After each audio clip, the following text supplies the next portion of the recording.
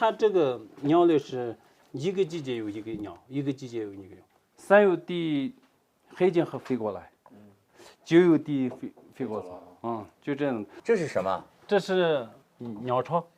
鸟巢是这个样子的。对，我们加过的。我叫朱华，15岁的时候出家来嘎达寺院，06年、07年的时候就注意这个黑金河。好，走，这太阳太厉害了。黑金河每年都来我们寺院的这个前后的这边嘛。当时我看着他们也去有没有一个困难的地方，我看到的他的巢方面就是很多有困难，那个巢每年都淹没。这个事情我就帮忙。一个老鸟巢加过的，这你做的？对，我做的。这个人工巢每年水涨得特别厉害，暴雨也这样的时候，就是突然就是淹没的事情发生特别多。这样冲下去，已经冲到这个。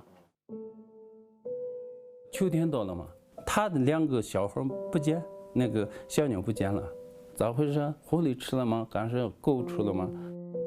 第2年以后我就看了，还是不见小鸟，2个小鸟不见，有什么情况还是不清楚。第3年过来的时候，我就注意了。今天就是刚我看到了那个巢好好的嘛，对吧？今天晚上下雨了，对吧？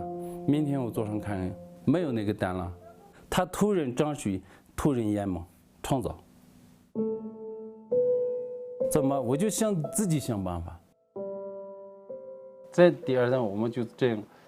哦，是你们，然后你就给它做巢。对，做啊，是用它的那个巢。对。然后你把它固定在这个地方。固定加固，就这个地方。是鸟儿和他们共同完成的。哦，嘿，他们来了。黑颈鹤吗？黑颈鹤。他就觉得你做的不错，他就他就直接搬进来。对，拎包入住。它的蛋孵不开的那种情况，它一个孵开来了，它一个没孵，它这个蛋一个蛋没开，它时间到了，蛋这个特别干了，然后它自己的力气都打不开，它的妈妈也就是，你看，打了一个洞，